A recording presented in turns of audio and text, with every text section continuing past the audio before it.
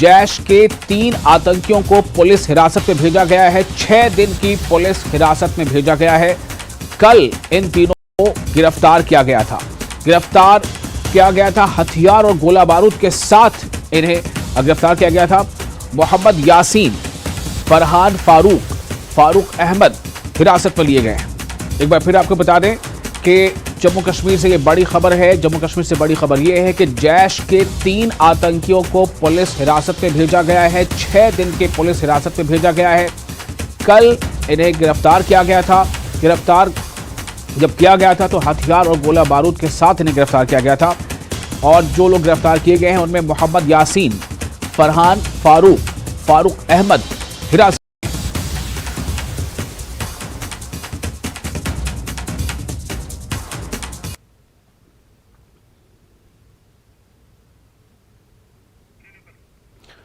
शमठी कस्टीगढ़ डोडा के वन क्षेत्र में भालू के हमले से एक व्यक्ति घायल हो गया है।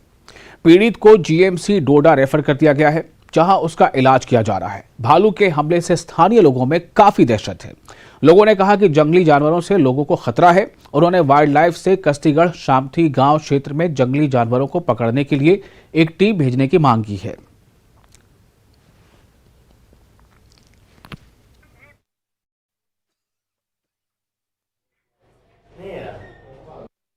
एक हफ्ता पहले भी वहाँ निकला था। इसके 2 बच्चे भी हैं और ये खुद उनकी माँ है। तो एक हफ्ता पहले भी सर ये वहाँ निकली थी और हमने वाइल्ड लाइफ जो महकमा है उनको भी इन्फॉर्मेशन किया।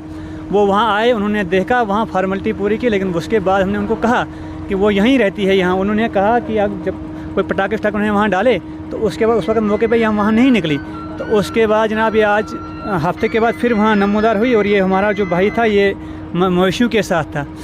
तो ये चौराहा है, मवेशियों के साथ था। तो वहाँ वो उसको कोई समझो वो 2 बजे निकली थी दिन को, 2 बजे वहाँ से उसको भगाया लोगों ने। पहले तो भागते वो ऊपर की तरफ आई, हमारे गांव की तरफ। हमारे गांव तो कितना बड़ा खौफ इस एरिया में है और बच्चे हैं वहाँ पर गुजारा गया, कितना बड़ा खौफ है? वो बहुत बड़ा खौफ है जनाब। वहाँ हमारे उस एरिया में एक हायर सेकेंडरी पढ़ती है और वहाँ एक हाई स्कूल है, मिडिल स्कूल है। तो वहाँ के लिए जनाब 100 के दायरे में बच्चे जाते हैं जो रोज़ाना स्कूल आते और जाते हैं। उन बहुत खौफनाक। और हमने डिपार्टमेंट को भी इन्फॉर्मेशन किया कि यहाँ कुछ ना कुछ चारा किया जाए और यहाँ आएँ और वो कुछ ना कुछ करें। हमारी गुजारिश है। सांबा सड़क हादसे में घायल हुए लोगों का हाल जानने के लिए डीसी सांबा अनुराधा गुप्ता जिला अस्पताल सांबा पहुंची। मीडिया से बात करते हुए डीसी सांबा ने कहा कि हादसे में मृतक के परिजनों को 1 लाख रुपए की मदद, घायलों को 50,000 रुपए और मामूली तौर पर घायल लोगों को 10,000 रुपए की राहत राशि मुहैया कराई जाएगी।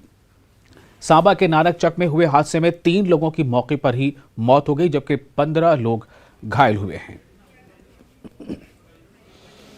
देखिए, लगभग 5, साढ़े 5 आज शाम को नानकेचक जो सांबा तहसील में पड़ता है एरिया, वहाँ पे ये 2 बसेस का जो रिपोर्ट्स आई हैं कि ये ओवरटेक करने की कोशिश कर रही थी एक दूसरे को और बहुत तेज़ स्पीड में थी। तो उस ओवरटेक करते समय दोनों का बहुत ज़बरदस्त कोलिजन हो गया है, जिसमें हमारे पास जो अभी रिपोर्ट्स हैं यहाँ पे 3 लोग, अनफॉर्चुनेटली 3 लोगों की डेथ हो गई है। वो ब्रॉड डेड उनको डिक्लेयर किया गया है। उसमें एक मदर और डॉटर। ये जो बसेस थी, ये एक बस सहारनपुर बाउंड थी और एक बस कठुआ जा रही थी।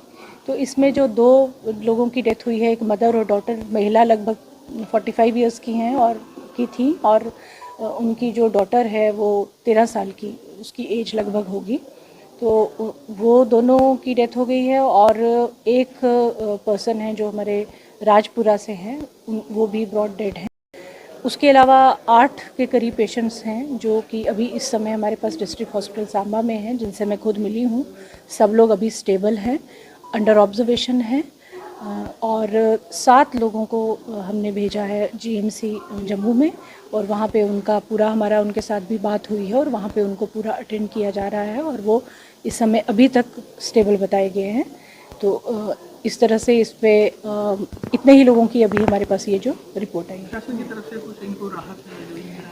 देखिए, जो रूल्स हैं उसके मुताबिक हमारे यहाँ पे जो डेड है उनको उनका कॉम्पनसेशन 1 लाख पर पर्सन जो होता है वो कॉम्पनसेशन होता है। जो मेजर इंजरीज़ होती हैं उसमें अलग से है और माइनर इंजरीज़ का अलग से है। वो अभी डॉक्टर्स जो हमारे यहाँ पे एक सर्टिफिकेट देंगे जिसमें ये पूरी डिटेल्स आ जाएंगी, उसके बेसिस पे विद इन 24 आवर्स हमारी तरफ से कॉम्पनसेशन चला जाएगा।